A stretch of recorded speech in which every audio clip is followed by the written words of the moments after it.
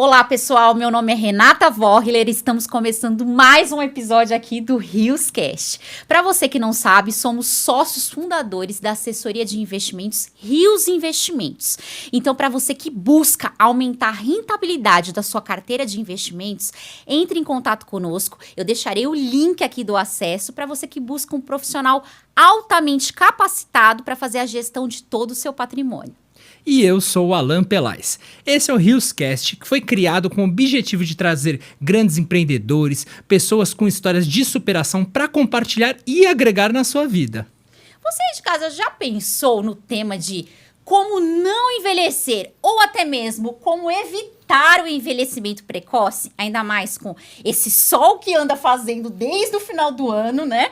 Todos esses eventos aí climáticos. E para você aqui em casa que ainda não tomou vergonha no seu rostinho de se cuidar, hoje eu trouxe uma celebridade em relação à referência em beleza. Será que o pessoal tá preparado hoje, Alan? Duvido! Tá hoje nós trazemos como uma celebridade aqui da referência da beleza, como eu falei anteriormente, uma médica super renomada, dermatologista, doutora em na dermatologia pela Universidade de São Paulo. Ela é empresária, ela é referência nesse ramo do empoderamento, de beleza, de estética, né, Alan? Eu trago aqui em primeira mão a doutora Marina Hayashida. Seja muito bem-vinda ao nosso podcast. Muito obrigada pelo convite, Renata e Alan. É um prazer estar aqui com vocês. O prazer é todo nosso. Obrigada por ter disponibilizado o tempo, que a gente sabe que sua agenda é extremamente corrida, né? Sim, super correria, mas a gente sempre arranja um tempinho para conversar sobre esses assuntos que a gente adora. Primeiramente, eu quero te parabenizar por tantos anos da sua clínica. Eu não vou dar muito detalhe, que eu sei que você que vai contar a história, mas eu fiquei, assim, deslumbrada de onde você veio e até onde. Eu tenho certeza que você vai chegar muito além, mas a estrutura da sua clínica é linda. Então, primeiramente, parabéns pelo aniversário da clínica, né? Sim, esse mês de março a gente está completando 5 anos. Nossa. Que demais, parabéns. Muito obrigada. Mas calma que ela vai contar todos os detalhes aqui. Mas a pergunta que não quer calar é: por que você optou em ser médica? Por que especificamente dermatologista? Conta pra nós, assim, a sua trajetória até chegar onde você tá hoje. Muito bom. Eu venho de uma família que é toda de engenheiros. Meus pais são engenheiros de alimentos, minha mãe, meu pai. Meu irmão é engenheiro elétrico. Então, eu nunca tive muito um contato, assim, com nada de medicina. Eu não tenho médico na família. Mas, desde pequena, eu já tenho uma propensão a querer gostar mais de contato com as pessoas, de cuidado, tenho mais empatia com o próximo. Então, desde sempre, assim, eu pensei, talvez eu quisesse ser alguma coisa relacionada à área da saúde. Porque eu gostava desse cuidado mesmo das pessoas, do sofrimento delas, das queixas que elas tinham. Naquela ocasião, assim, quando eu estava lá no colegial, eu recebi um livro de um autor que chama Atul Gawande. Ele é cirurgião oncológico. E não sei se vocês já viram, é muito bom. Ele fala sobre como lidar com várias situações de vida. Não é só para médico o livro, né? Ele foi para o público geral e chama Complicações o livro. E naquela ocasião eu li o livro e falei, nossa, é isso, eu quero ser médica, né? Eu quero ser, inclusive, por conta da influência dele, eu falei, eu quero ser oncologista. E aí foi então que eu decidi que eu ia estudar para ser médica, para passar no vestibular e conseguir ajudar as pessoas por meio da medicina. Porque a gente sabe, né, a área da saúde é amplo, né, tem várias profissões, todas com a sua devida importância, mas naquela ocasião acho que mais me influenciou muito isso, assim, desse livro, desse autor, e eu queria ser oncologista. Só que naquela ocasião, sim, eu era uma pessoa que estudava muito, me dedicava muito, eu gostava de sentar na primeira fileira para nada me distrair, mas eu não era a melhor da sala.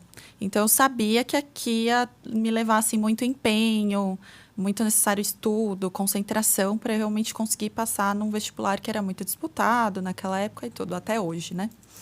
E aí foi quando eu falei, não, eu preciso me empenhar muito. E aí foi naquela ocasião que eu entendi que eu precisava deixar de fazer muita coisa que muitas pessoas gostavam naquela época, né? De sair, passear com os amigos, viajar, tirar férias. Então, era 99% do meu tempo focado em estudar, ponto. Né? Com aquele objetivo de passar na faculdade de medicina. E aí eu estudei, fiz um ano de cursinho. E depois desse ano de cursinho, eu passei em primeiro lugar na Universidade Federal de São Paulo, em medicina.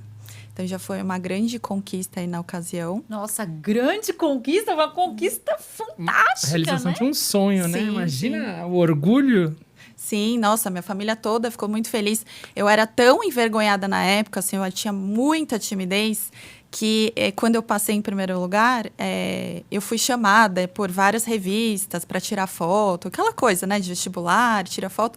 E a revista Veja ia fazer uma reportagem grande, né, com os primeiros lugares, né, das faculdades de medicina. E eu falei, eu não vou, não quero.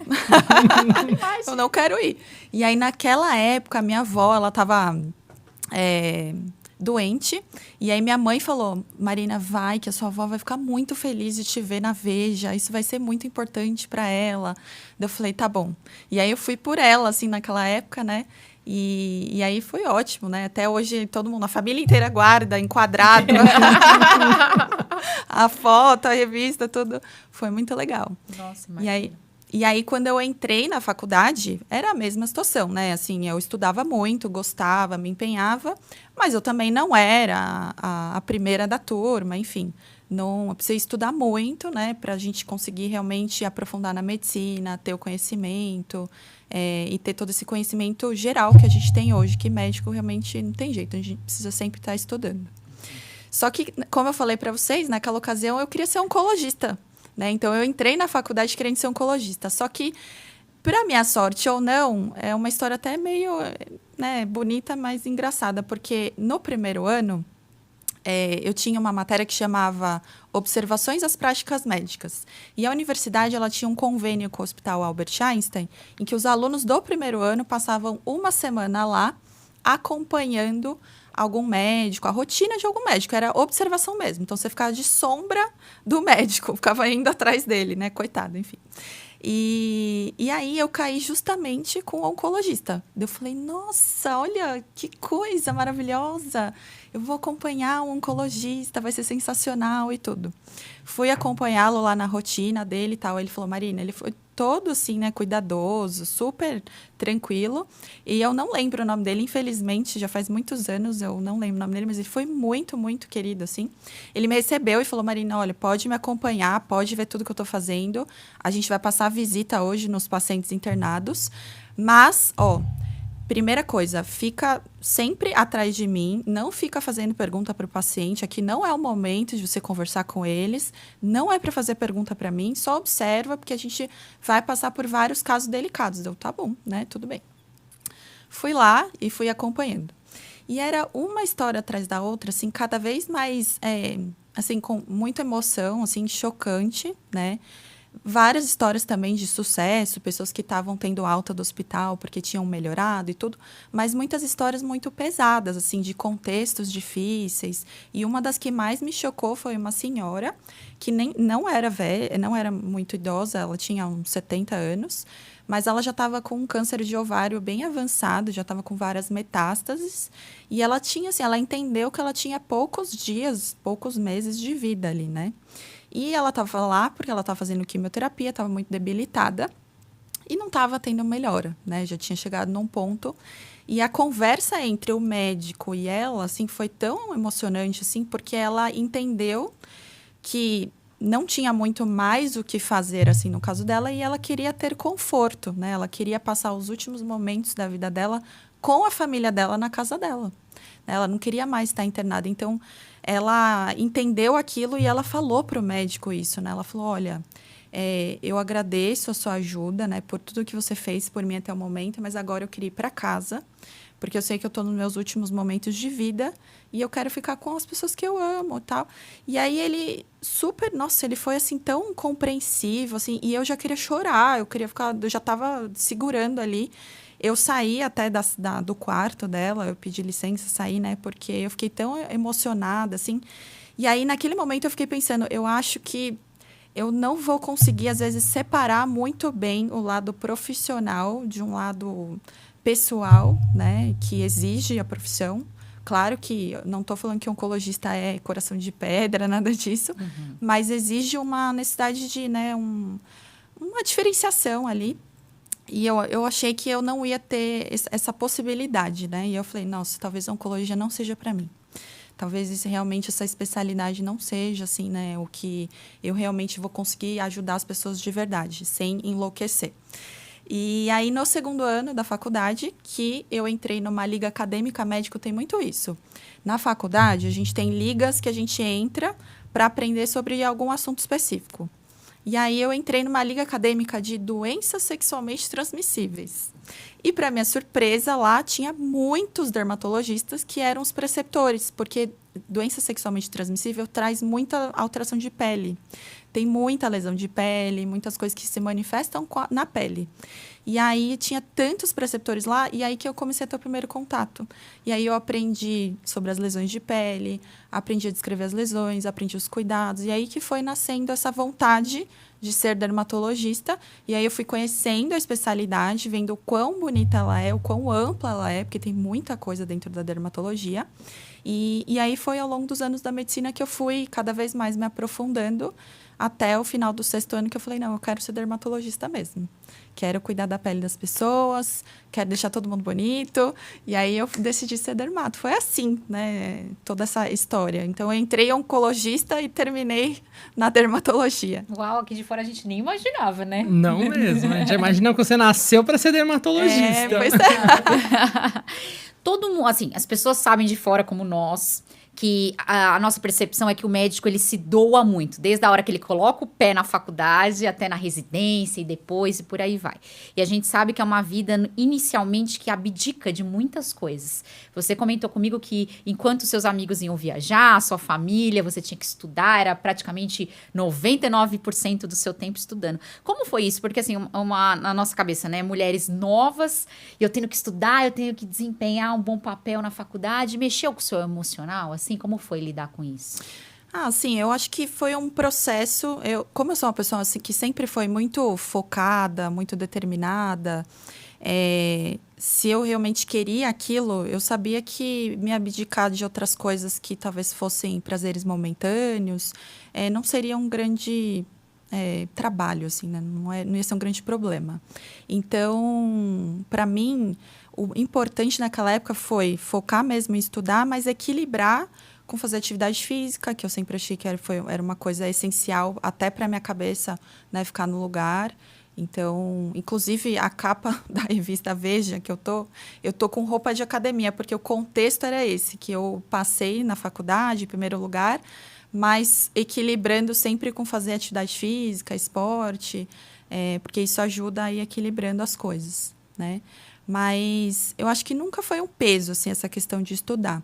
Eu acho que o que foi mais difícil depois foi, na verdade, depois que eu já tinha me formado médica, que daí as coisas realmente vêm muito mais difíceis, né? A gente tem esse sonho de, eu vou ser médica, a gente imagina que vai sair da faculdade, já vai atender as pessoas, ajudar todo mundo, que vai ser tudo lindo e maravilhoso, e não é, né?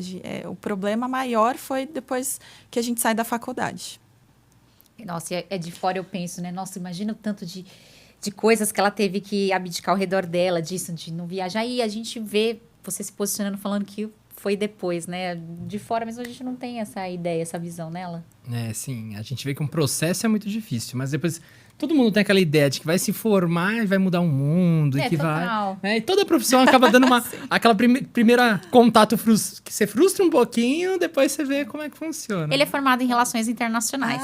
Então, com o pezinho ali na diplomacia. Acho que quando ele se formou, pensou assim, né? Vou ser diplomata, vamos mudar o mundo. Aí você vê que não é nada disso. Vai ser estagiário primeiro, tchau, tchau. Exatamente. Depois vai pra outras coisas. É bem assim.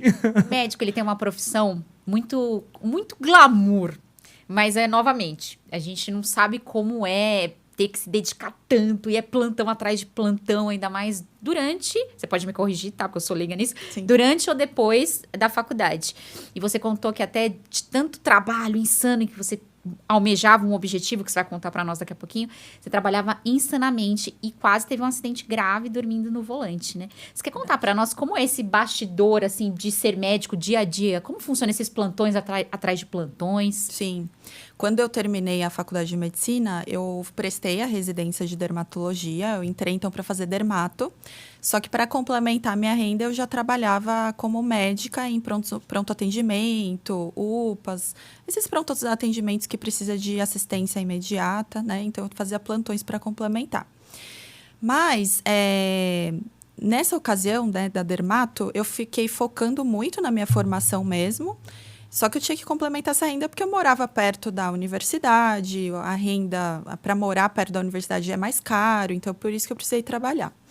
Quando eu terminei a dermatologia, que daí eu comecei a atuar como dermatologista mesmo, eu comecei em clínicas diversas que atendiam muitos convênios, então era uma rotina bem puxada, assim, porque os convênios não pagam, né, muito bem, eles pagam bem pouco, na verdade, pela consulta, e a gente acaba tendo que atender muita gente num dia, fica desgastado, enfim.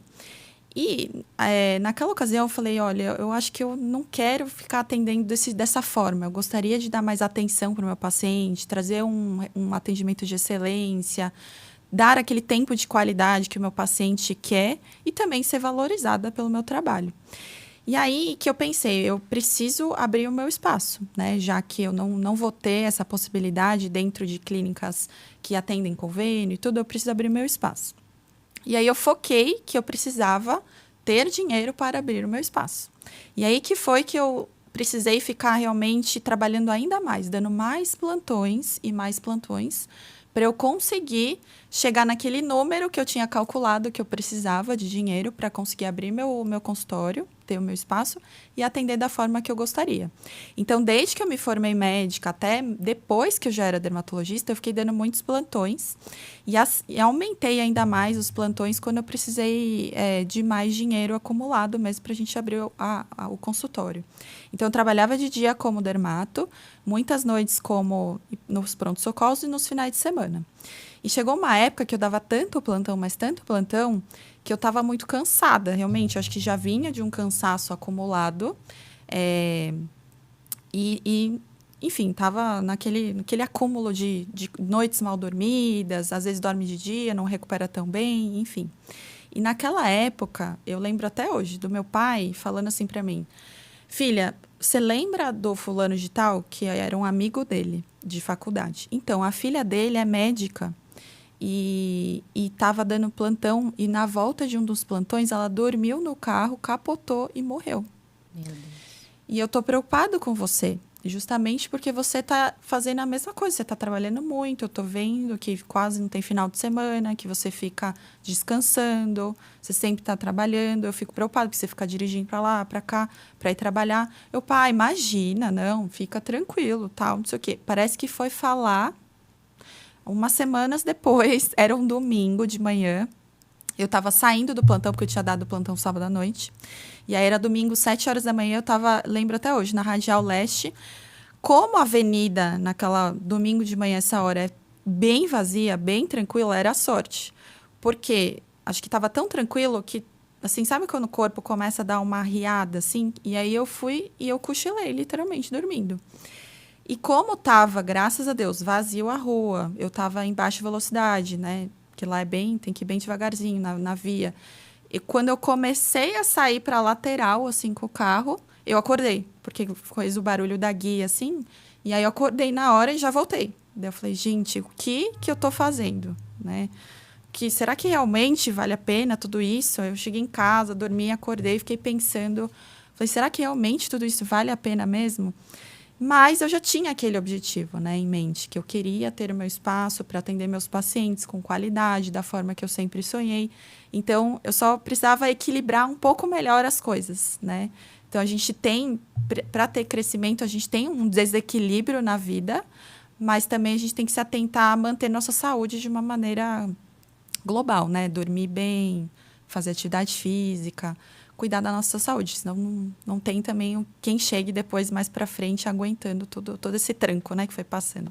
Total, tanto que às vezes a gente vai parar no pronto-socorro por algum problema, enfim.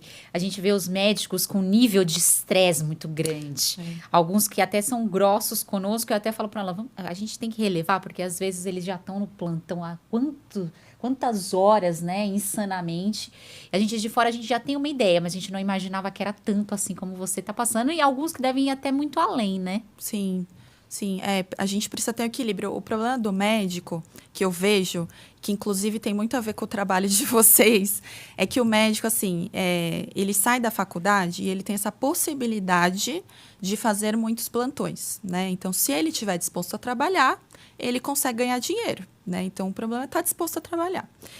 E aí, o que acontece? A maioria dos médicos, eles vão lá, pegam uma carga horária X, trabalham.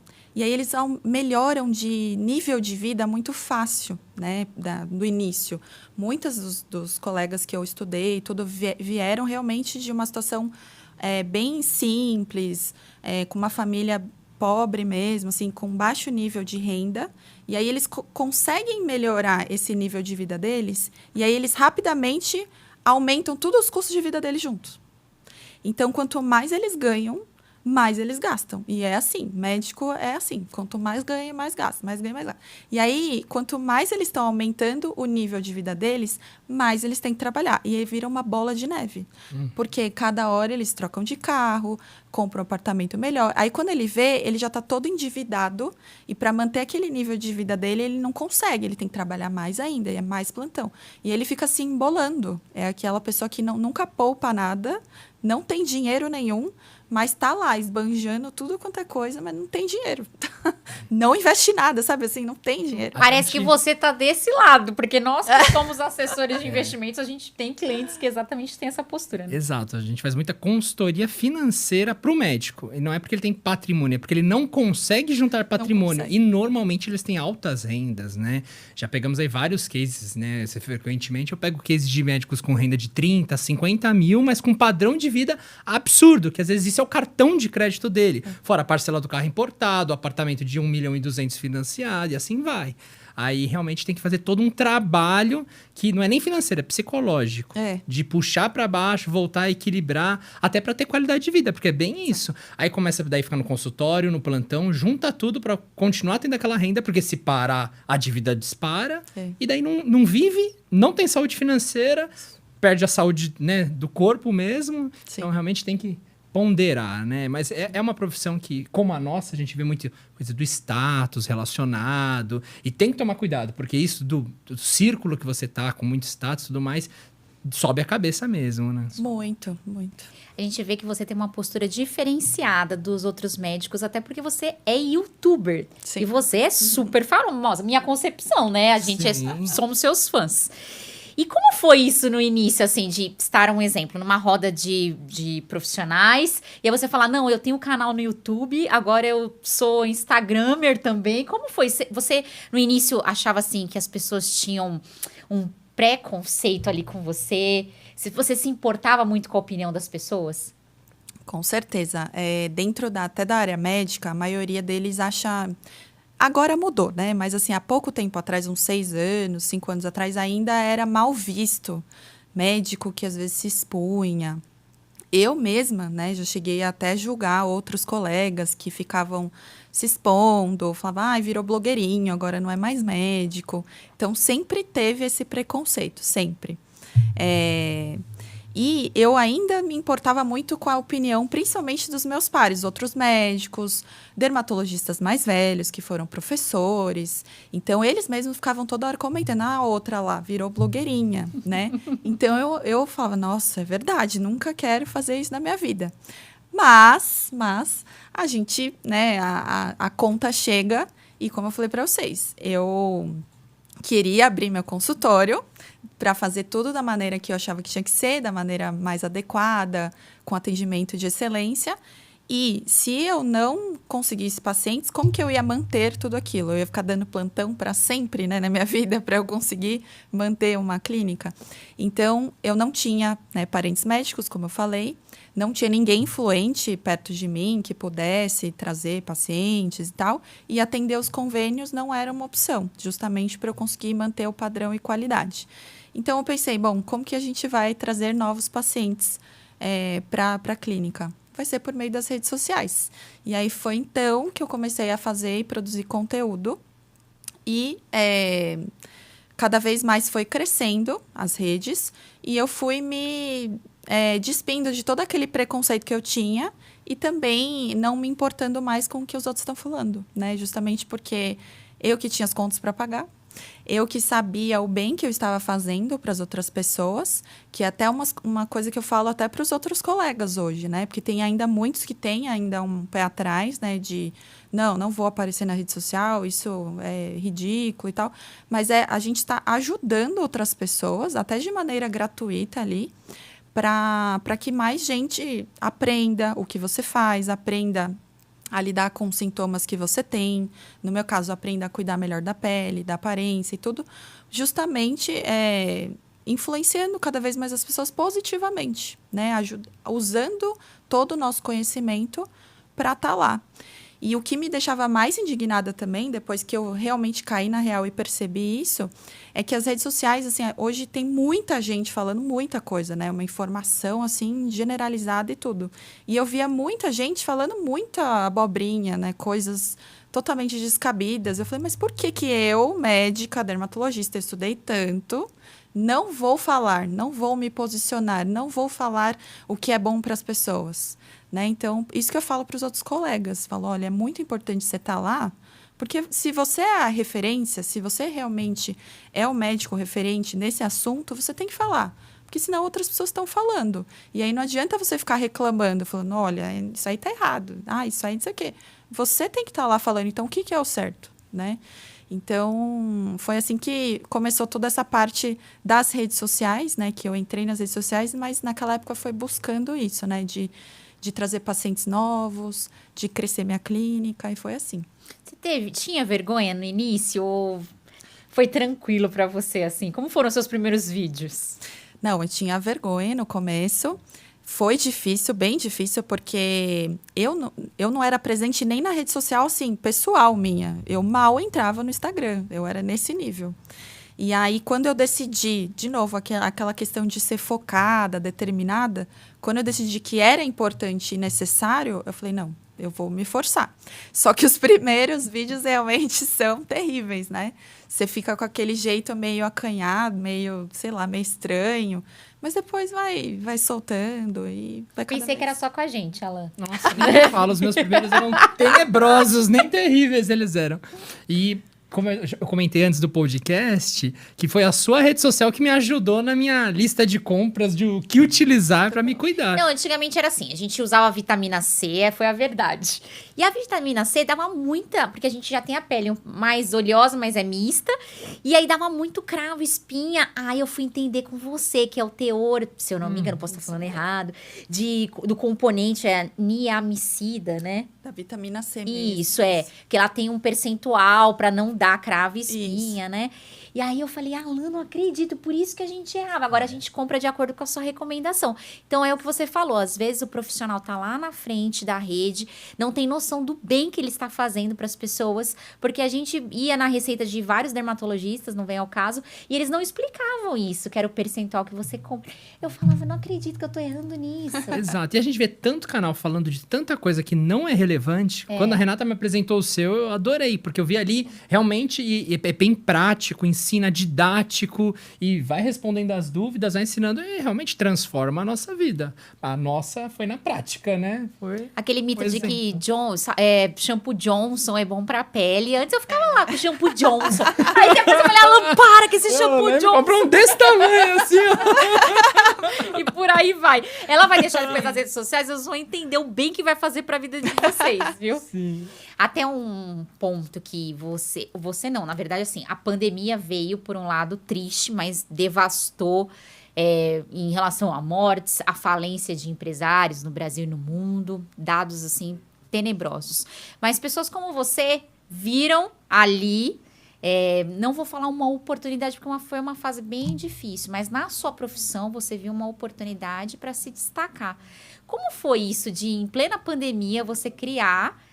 movimentar suas redes sociais e ter se transformado assim nesse fenômeno da dermatologia na rede social? Muito bom. Foi realmente uma virada bem importante, porque naquela ocasião eu já tinha começado nas redes sociais, só que quando começou a pandemia, que realmente fechou tudo, acho que foi fevereiro ou março, né, de 2020, eu fechei a clínica também, né? Eu resolvi fechar porque apesar de eu ser médica, eu conseguia daí fazer atendimentos online, eu não precisaria realmente estar aberta, mas aquilo foi, assim, uma surpresa, né? Porque, de repente, do nada, eu tive que fechar e foi difícil. Só que daí, o que eu fiz? Eu aproveitei que eu estava mais tempo, então, livre, né? Porque eu realmente fiquei daí em casa. E falei, eu vou investir mais ainda nas redes sociais.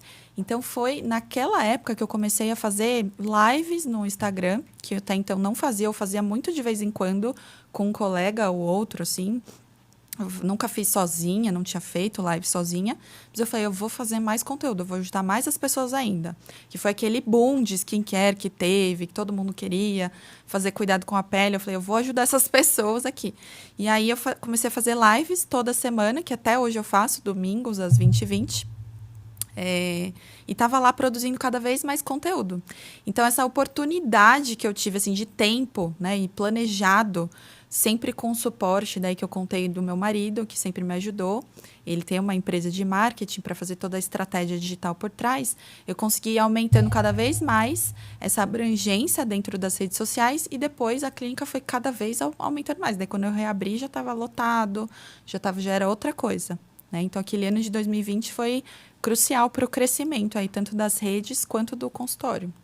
Vinícius, você teve esse pensamento? Porque nós tivemos, eu principalmente, eu vou eu vou criar um canal no YouTube, eu vou disponibilizar todo o conteúdo que, teoricamente, a pessoa tem que pagar para passar comigo, e aquela resistência, e hoje a gente tem uma percepção de que se você não mostrar e criar essa credibilidade, as pessoas não procuram o seu trabalho. Hoje a gente conseguiu entender. Sim. Mas no início você teve esse paradigma também de falar pro seu marketing, vocês estão doidos? Eu vou dar consultoria de graça, um exemplo.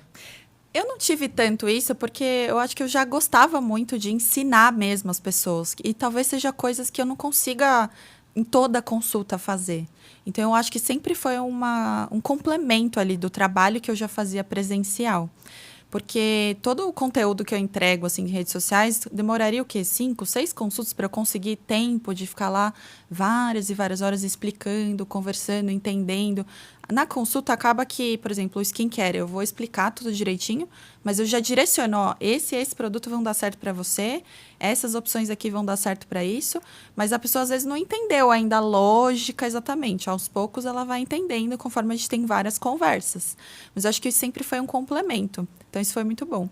E uma coisa que eu sempre percebi, até de outras áreas também que eu acompanho, eu sempre pensei assim, se a pessoa entrega tanto conteúdo assim gratuito, imagina como que é o pago dessa pessoa, né? Foi por isso que eu entrei em contato com a sua secretária. Na época, eu só não consegui marcar consulta com você, porque a nossa agenda não estava batendo. Aí eu falei, não, depois eu vou procurar. Mas você passa tanta segurança e dicas tão boas que eu falei, eu preciso dessa dermatologista. Aí ele pegou o caderninho e começou a anotar cada coisa que a gente tinha que comprar. Lembra desse dia? Foi na do caderninho. Muito bom.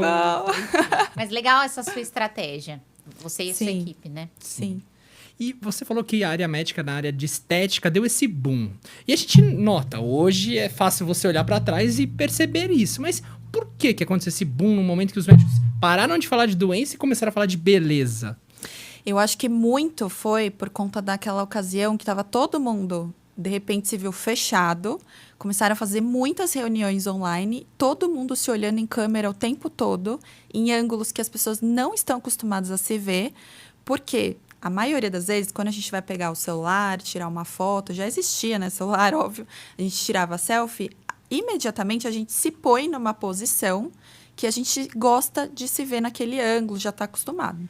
Só que quando a gente é filmado, vocês agora já devem estar muito se vendo toda hora, né, com podcast, a gente se vê 360 graus, a gente começa a se olhar de outros ângulos que a gente não está habituado e nem sabia que a gente era daquele jeito. Então, acho que começou muito disso. Você fala, nossa, mas eu não sabia que eu era assim. Nossa, mas eu não sei o quê. E aí ficou uma coisa meio de boom, assim, de estética e cuidados, justamente porque as pessoas estavam se vendo muito. Então, por isso que acho que aumentou muito essa onda de cuidados com a pele, procedimentos e tal. Mas, bom, né? As pessoas estão se cuidando. Sim, mais, mas bem né? legal de ter esse pensamento, né? Eu nunca tinha me tocado que foi porque a pessoa começou a ver os defeitos nela mesma e querer Ou às vezes as melhorar, pessoas né? também falam, né? Ai, Alan, tem um negócio aqui. Aí você fala, nossa, é verdade. Já começa a me incomodar. Às vezes nem te incomodava, né? Mas bem legal. Essa visão, né? Sim. De médico que vocês têm. E E na sua estratégia no YouTube durante a pandemia, antes também, você seguiu alguma estratégia particular? Como que você fez para ter esse crescimento que a gente viu hoje em dia? Olha, eu acho que, na verdade, assim, o que mais fez crescer o YouTube foi eu trazer, primeiro, conteúdo que realmente fosse de qualidade, que realmente fosse de interesse do público para assistir e que não tivesse nunca, assim, conflito de interesse. Então, vocês vão ver que muitos do conteúdo que eu coloco, eu nunca vou falar assim, ó, usa esse creme, usa esse produto.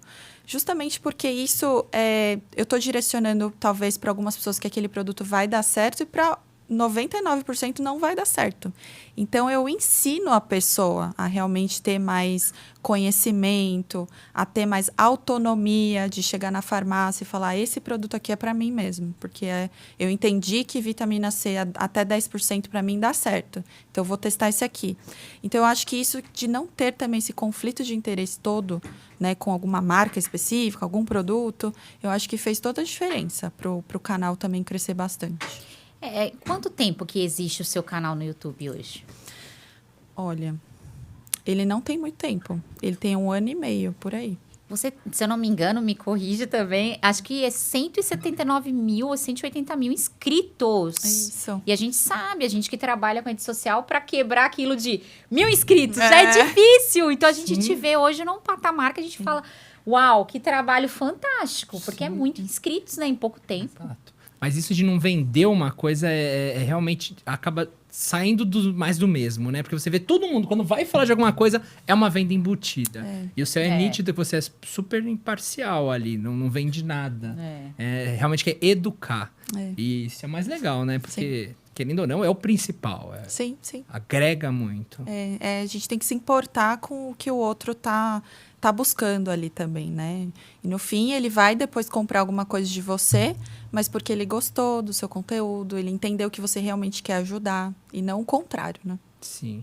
E me conta, os homens, já que eu tava falando que eu tinha dificuldade de encontrar o que usar, eles têm buscado mais tratamentos de beleza? Estão mudando essa atitude? Tem. Hoje eu percebo que muitos homens, que antigamente a gente não via tanto, têm buscado. Homens, no geral, inclusive os próprios maridos das pacientes, eles vão agora bastante também na clínica, porque acho que eles veem, né, que ela está se cuidando mais, a esposa se cuida, faz os cuidados, e aí ele acaba indo também. Mas, de uma forma geral, os homens têm feito mais a rotina de cuidados, entenderam a importância do cuidado com a pele, de ter uma pele mais bonita, e o quanto a imagem dele faz diferença em tudo, né? Desde o trabalho, nas relações, para quem grava vídeo, está sempre mais exposto, o quanto isso interfere na nossa autoestima, na nossa confiança, em tudo. Então, os homens têm cada vez mais procurado e se cuidado mais também. Ó, que notícia boa, hein? Exato. Fico muito feliz em ouvir isso, porque eu pego no pé dos meus amigos, eu falo pra todo mundo, tem que se cuidar. Porque tem homem que vê a mulher ali se cuidando muito e fica lá largado. Eu acho um absurdo, gente. Sim. Tem que se cuidar não só pelo parceiro, mas primeiramente pelo amor próprio, né? Pro Sim. cuidar da própria imagem. E eu sei que é uma pergunta que daria pra explicar por horas, mas eu vou tentar ser, né, Paulo, falar para você ser sucinta. O que você diria para um homem de básico, que é o mínimo que ele tem que usar para cuidar do rosto, para evitar o envelhecimento? O básico para todos os homens sempre vai ser o tripé que eu falo, que é limpeza da pele, hidratar e proteger. Então, o lavar o rosto sempre é muito importante, com sabonete de rosto específico para o seu tipo de pele. Seja ele mais seco, mista, oleoso, um sabonete de manhã e à noite. Segundo passo essencial é a hidratação. Para a maioria dos homens, a hidratação vai ser com ácido hialurônico, porque esses produtos com ácido hialurônico, eles tendem a ser mais leves. Então, tanto em gel quanto sérum são mais leves, eles hidratam bem, sem ficar aquela melequeira que homem normalmente não gosta, que fica nada pegajoso. Sim. Normalmente é assim. Então, normalmente, um hidratante não precisa ser ácido hialurônico, mas a maioria prefere. E o terceiro passo, que é essencial, é o protetor solar. Eu falo que o protetor solar é o melhor anti-idade ainda, né? Não tem jeito. Quem não usa protetor solar vai envelhecer mais rápido, porque a radiação ultravioleta do sol faz o nosso envelhecimento acelerar muito, muito, muito. Então, protetor solar todos os dias. E aí, o protetor, faz parte desse básico, né, de uso tanto pelos homens quanto pelas mulheres, aí vai depender do gosto pessoal também. Porque tem homens que preferem protetor que é mais fluido, fácil de espalhar. Outros preferem aquele que tem um toque bem seco, assim, que fica mate, que normalmente são gel creme. Outros que preferem um que é bastão, protetor em bastão. Então, é muito variável. Então, esse é o básico que todo homem deveria sempre usar. Aí, homens, não tem mais desculpa. Já tem a listinha da compra básica para se cuidar. Aí.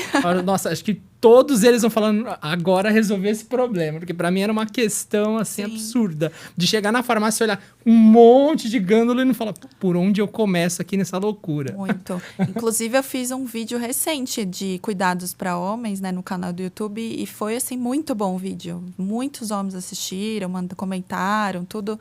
Foi muito bom. A gente vê a atitude deles de querer dar o pontapé inicial, mas eles não sabem como, né? Esses dias eu peguei o Alan, não, eu vou tirar foto do protetor. Falei, mas pra que foto do protetor? Não, porque o seu irmão tá pedindo, ele não tem noção de qual protetor que ele compra.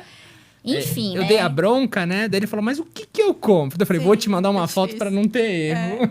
Ai, que legal. Na sua concepção, assim, tem nutricionistas que falam que depende muito da sua alimentação para você ter uma velhice saudável, uma vida longínqua. Na sua concepção, como dermatologista, é possível envelhecer saudável, obviamente, através da alimentação, mas também com esses cuidados? Porque todo mundo fala assim, o protetor solar tem que passar 3 dedinhos aqui. Aí tem pessoas que falam, é muita coisa. Aí outros que falam, não, é pouquinho, mas assim... Qual que é a sua opinião médica sobre isso? De como eu envelhecer tranquilamente? Né? Sim, eu falo até que existe um tripé para a gente cuidar da pele e envelhecer bem, né? De maneira saudável. O primeiro, que é a parte até da nutricionista, que é isso. Ter a rotina toda em dia, assim, com relação à alimentação. A alimentação para a pele...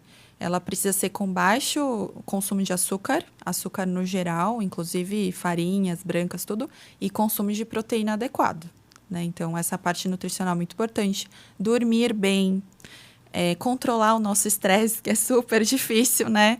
Principalmente a gente mora em São Paulo, enfim, 1000 coisas, tudo acontecendo ao mesmo tempo, trânsito e tal. Então, a gente precisa ter um controle do estresse, praticar atividade física. Então, toda essa... rotina, né, de uma pessoa saudável é muito importante. Então, esse é o primeiro pezinho ali do tripé. O segundo é a rotina de cuidados com a pele, é o skincare. Isso vai fazer sempre muita diferença. Então, os cuidados básicos que eu falei de limpeza, hidratação e proteção solar são essenciais, essenciais. E os 3 dedinhos do protetor são muito importantes. É que algumas pessoas confundem, porque os 3 dedos dá para passar o rosto todo e o pescoço. Então, é suficiente para passar tudo isso. Se for 3 dedos só para o rosto, realmente é muito, vai virar muita coisa. Ou passa 2 camadas de protetor solar, uma fininha e outra fininha por cima, que também resolve, né? Já tá bem protegido. E protetor solar até nos dias de chuva? E até nos dias de chuva, sabe por quê? Nos dias de chuva, a gente tem também uma radiação que é a ultravioleta A. A ultravioleta A, assim que o sol nasceu, já tem radiação ultravioleta A. Então, ela não é aquela que é do meio-dia, que a gente fala, o sol do meio-dia e tal. Então, a ultravioleta A, ela nasceu, o sol, ela já está lá, ela fica constante ao longo do dia e ela cai ao sol se pôr, daí ela some. Só que essa radiação, ela dá pra gente envelhecimento, manchas, então tudo que a gente não quer, né? Ela não é tanto para câncer de pele, mas ela é para envelhecimento e manchas, principalmente. Então, se a gente está pensando, né, focar nisso, né, de deixar a qualidade da pele sempre boa, precisa passar protetor mesmo nos dias chuvosos. Se o foco é mais câncer de pele, que também é muito importante, aí o foco seria passar o protetor nos dias de sol e evitar a exposição das 10 da manhã às 4 da tarde, que é aquele pico de UVB importante que tem. Eu bati tanto no ponto de protetor, porque eu vejo que tem gente que ainda é muito resistente a usar protetor diário. No rosto, no corpo, quando vai pra praia. Às vezes a gente tem amigos que voltam parecendo um camarãozinho, Que né? vai pra praia, ficar lá o dia inteiro torrando e não passa nada na cara, não passa nada Pois em é. nada. Eu acho uma É uma loucura, judiação, né? você vê aquele rosto todo manchado, com aquelas... Depois... porque é uma coisa que a maioria das pessoas não vê na hora. Claro que tem a queimadura, descasca e tudo, mas ela não vê, assim, imediatamente a pele dela já envelhecer, imediatamente aparecer mancha. Então, Então, ela vai ver essa repercussão normalmente depois dos 40 anos, 45. E aí, normalmente, nessa ocasião, a pessoa até já começa a se importar, falar, eu tenho uma manchinha, agora eu não vou mais tomar sol. Só que começa sempre a aparecer cada vez mais mancha por conta do sol do passado, de quando ela tinha 20 anos, 20 e poucos anos, adolescentes, inclusive. Então, por isso que é importante sempre cuidar, pensando até nesse envelhecimento saudável. Eu estava até falando do tripé, né? Então, a rotina de cuidados, que é o segundo parte. E além do básico, a gente pode acrescentar na rotina, se fizer sentido, né, para cada pessoa, coisas que vão ajudar no envelhecimento. Então, antioxidantes. Então, a gente estava comentando da vitamina C. É um ótimo antioxidante que dá para a gente colocar na rotina, pela manhã, por exemplo, e que ajuda muito. Tem outros antioxidantes também. Outros ativos anti-idade. Então, existe o retinol, o ácido glicólico, fitorretinol. Existem vários outros ativos anti-idades que a gente pode colocar e que vão ajudar nessa qualidade da pele também. Clareadores, dá pra gente colocar para quem já tem predisposição ou já tem até mancha. Então, tudo isso na rotina de skincare, ela é importante e quanto mais a pessoa fizer regular, rigorosamente, mais ela vai ver benefício a longo prazo. E o terceiro, da parte, né, do tripé, são os procedimentos estéticos que existem hoje. Então, graças a Deus, já tem muitos hoje, muito avançados, né, tecnologicamente, porque antigamente era cirurgia plástica ou nada. Então, agora a gente tem possibilidade dos procedimentos e os melhores procedimentos, pensando nesse envelhecimento saudável, são aqueles que estimulam colágeno, né? São aqueles que deixam a pele mais firme, mais bonita, com mais viço. Então, a gente vai envelhecendo, não tem jeito, né? O tempo vai passar para todos nós, mas a gente pode envelhecer de uma maneira mais saudável, com a pele com melhor qualidade.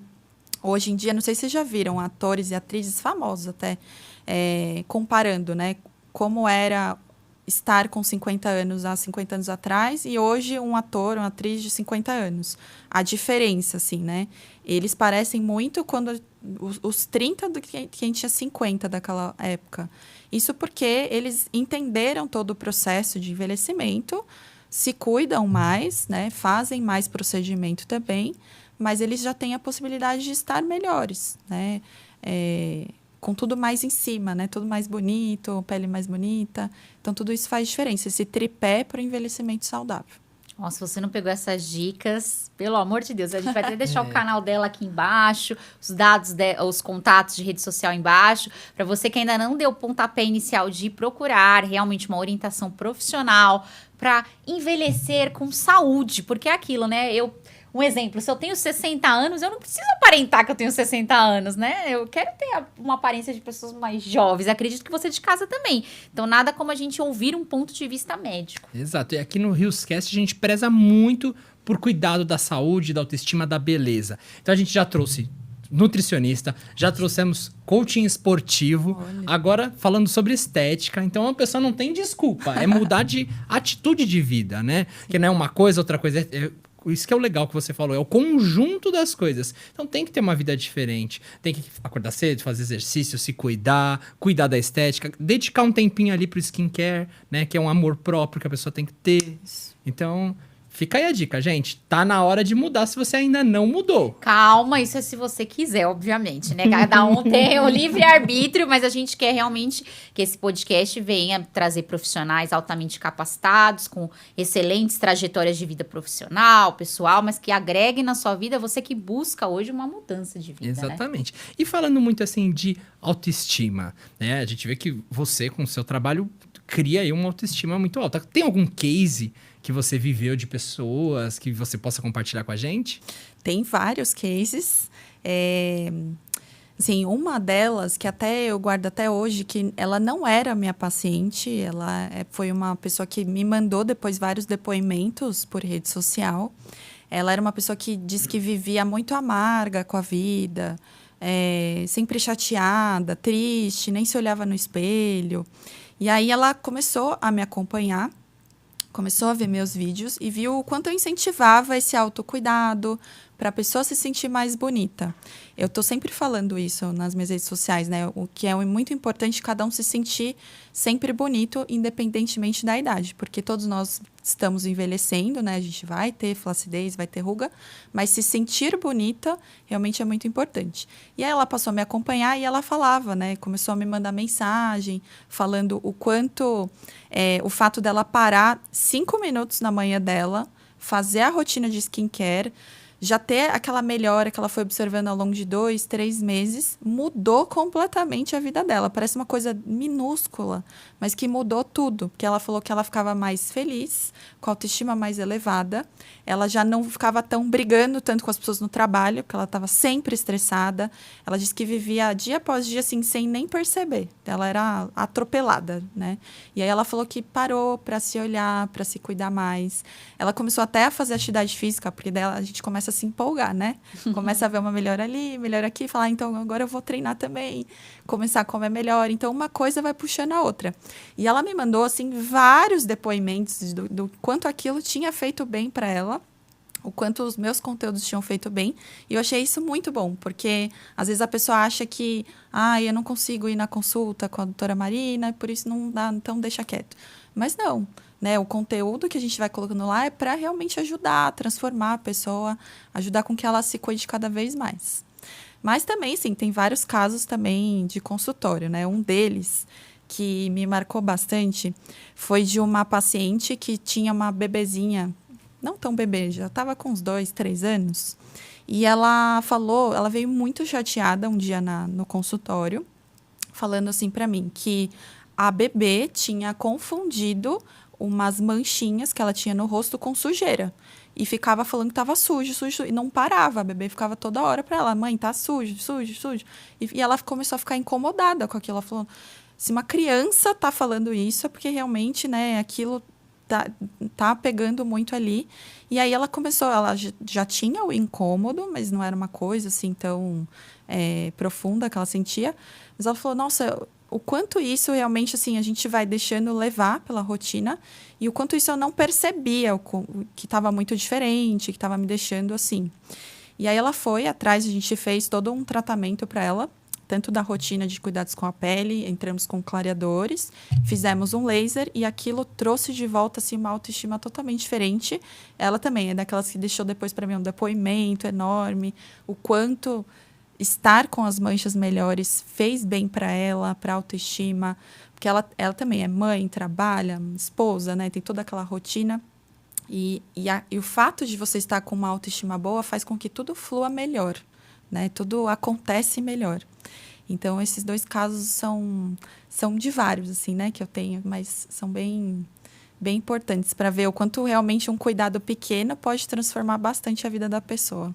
Como você aconselha seus pacientes, você dá o direcionamento assim às mulheres, os homens, enfim, que chegam em casa, falam, eu preciso tirar a maquiagem, por exemplo, eu tenho que fazer a rotina de skincare. Hoje não, amanhã e amanhã não, e aí vai pulando. Como as pessoas param de procrastinar isso, de ir levando, não vou fazer hoje? Pois é, então, não sei se vocês já ouviram isso, mas assim, pra gente adquirir um novo hábito, leva de 2 semanas até 1 mês. Então, todo mundo que fala isso pra mim, assim, fala, eu não gosto, ou eu esqueço, não sei o quê, eu falo, olha, essas 2 primeiras semanas, até 1 mês, você vai ter que se forçar a fazer. Então, a gente precisa facilitar. Então, para adquirir um novo hábito, a gente precisa também ajudar. Então, por exemplo, eu preciso tomar mais água, eu preciso ter água sempre perto de mim. Então, para fazer o skincare certinho, né, nesse primeiro mês que você está se acostumando, você vai acordar e vai se forçar a fazer de manhã logo cedo. Não é para ir tomar café, não é para ir meditar, não é para ir ler, não é para nada. Você vai acordar, escovar o dente e fazer, né? Ou tomar banho e fazer. E à noite é a mesma coisa. Então, chegou em casa, do trabalho e tal, tomou banho, já faça. Não espera o horário de dormir, porque o horário de dormir a gente já está esgotado, está cansado. A última coisa que a gente quer é fazer alguma coisa de cuidado. Falar, eu não vou fazer nada, vou capotar. Então, já faz logo, assim, que você chegar em casa, porque daí você já se livrou dessa tarefa. E aí, depois, passado 1 mês, normalmente, as pessoas já se habituaram, já estão gostando mais de fazer a rotina, e aí já flui mais fácil. Então, no começo, é igual adquirir qualquer novo hábito. A gente precisa dar uma forçada ali. Né? Você comentou no início da sua trajetória sobre o projeto que você sempre almejou da sua clínica.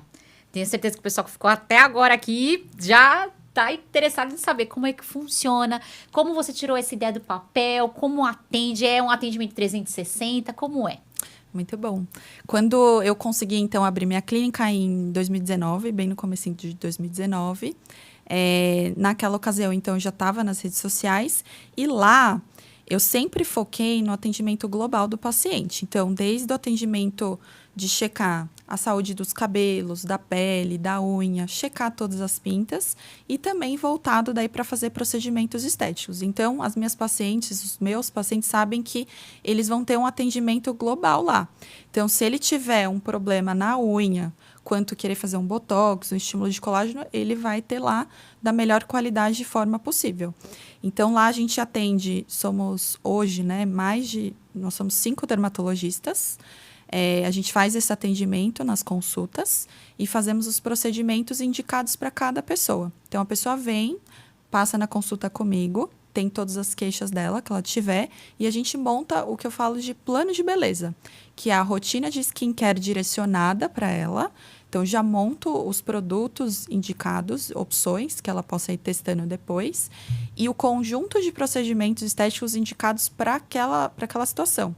Então, supondo que é uma paciente de 35 anos, que o foco é prevenir o envelhecimento. Então, a gente vai focar nos procedimentos em estimular colágeno, vai escolher a melhor tecnologia para ela, ou o melhor tratamento injetável, que seja, para a gente ir prevenindo. Quando a pessoa já é mais velha, já tem queixas de bigode chinês, rugas mais marcadas, aí a gente vai associar outros procedimentos. Talvez preenchimento com ácido hialurônico, bioestimulador injetável, a gente vai associando e vendo o que é o melhor, justamente para ela ter esse envelhecimento saudável, de uma maneira que eu falo envelhecer bem, sem ficar com aqueles estigmas hoje que, infelizmente, muito da estética tem, né? De hiperpreenchimento, bocas estranhas, sobrancelhas, não sei de que jeito.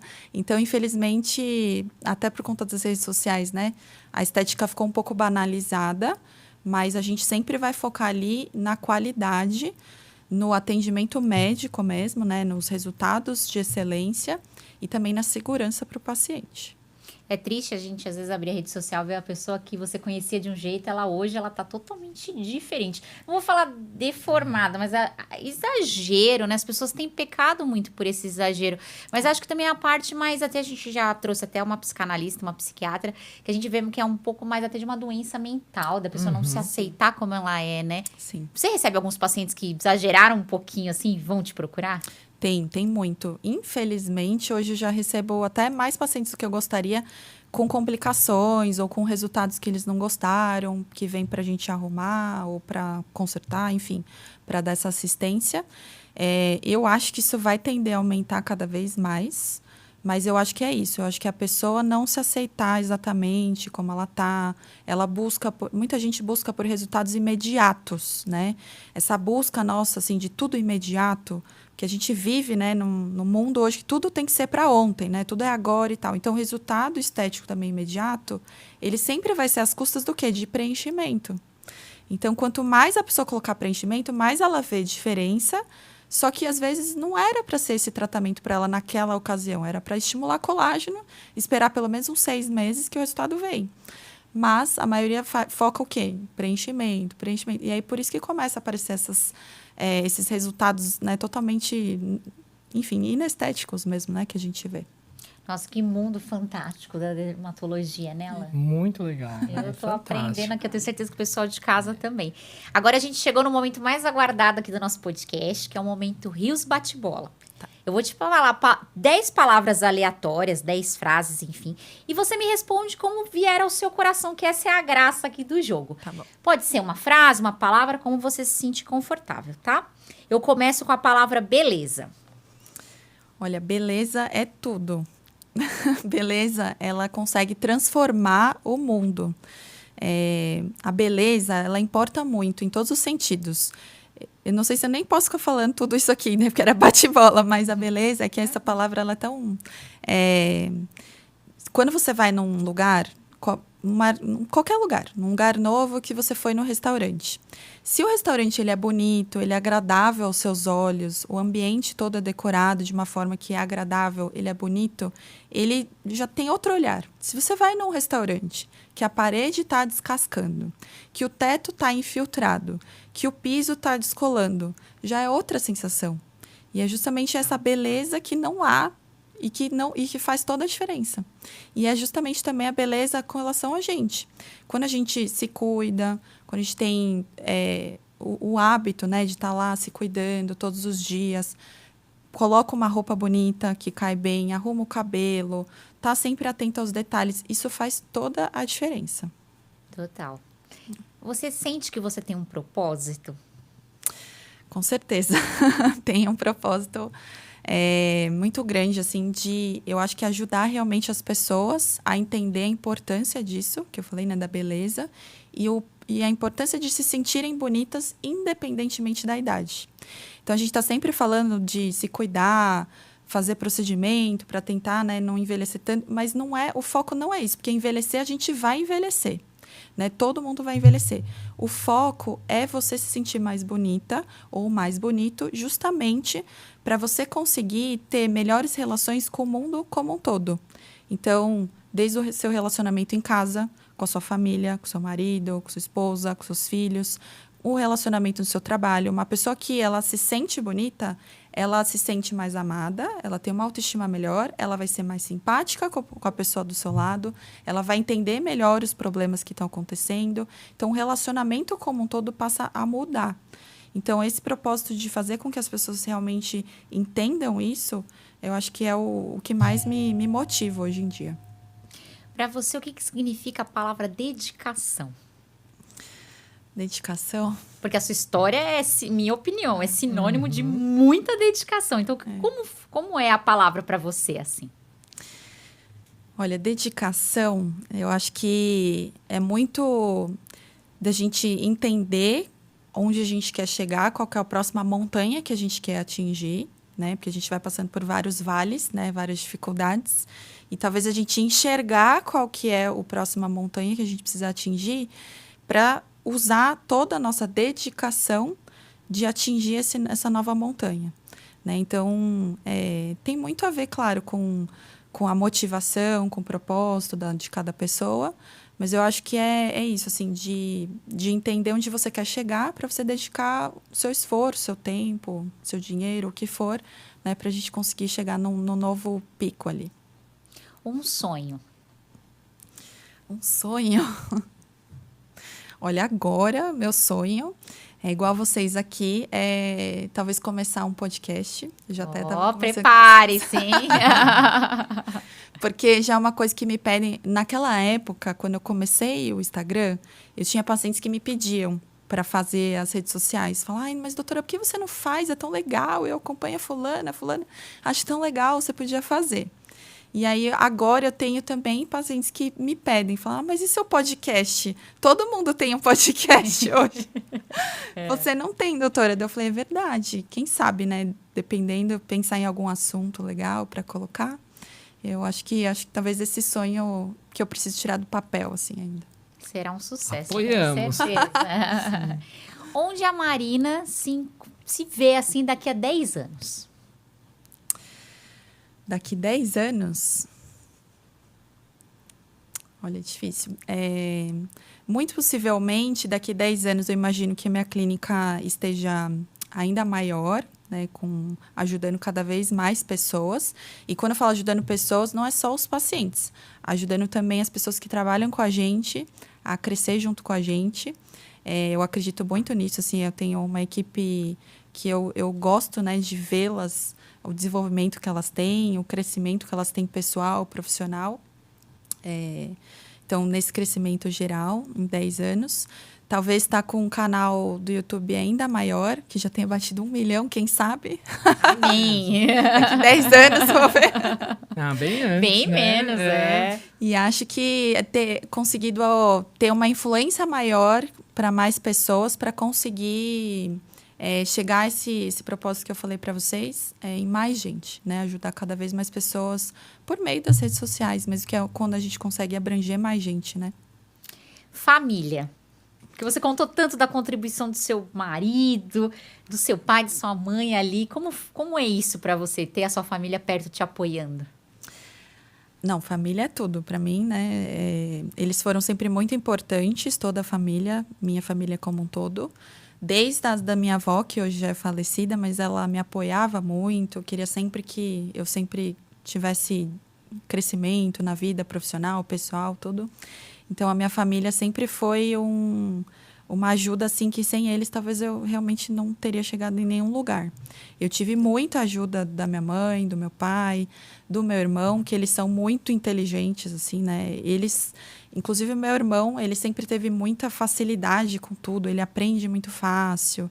Então, ele me ajudou muito em todas as partes que eu precisei, eles sempre estavam ali, então eles são meu suporte, de uma forma geral, com certeza muito importante. Carreira. Carreira.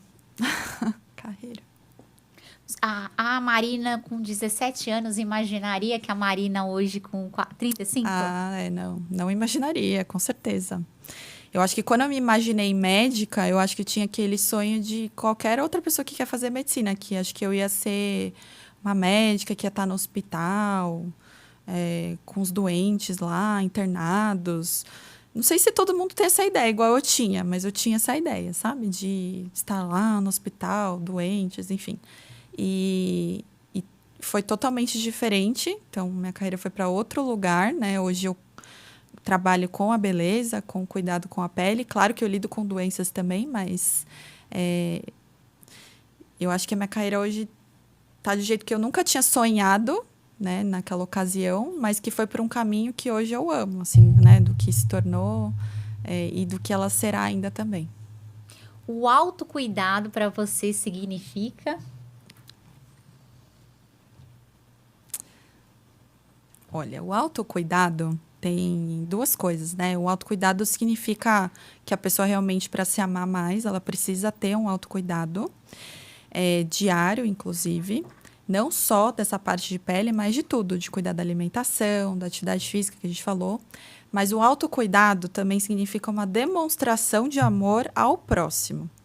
Isso porque é o que eu estava falando, né, para vocês, que uma pessoa, quando ela se arruma, por exemplo, eu até falo no meu Instagram que é para se arrumar para ficar em casa. Por quê? O que eu vejo, para a maioria, inclusive de mulheres, homens, que quando está em casa, veste aquela pior roupa que tem, que é confortável, mas fica parecendo um mendigo dentro de casa. E aí, assim, para sair, tá sempre arrumada. Para ficar em casa, fica daquele jeito, os trapos só. Só que a pessoa que está ali do seu lado, que normalmente é a pessoa que você mais ama na vida, ela não merece ver você daquele jeito. E você tá toda hora fora. A maioria de nós tudo trabalha fora. Você tá fora, você tá bonita, ou bonito, produzido para alguém que não é aquela pessoa. E aí, quando você tá em casa, você fica aquele trapo. Então, o autocuidado, ele é uma demonstração de amor à pessoa que está ali e que você gosta também, que te ama e que você vai demonstrar. Falar, olha, estou bonita para você, né?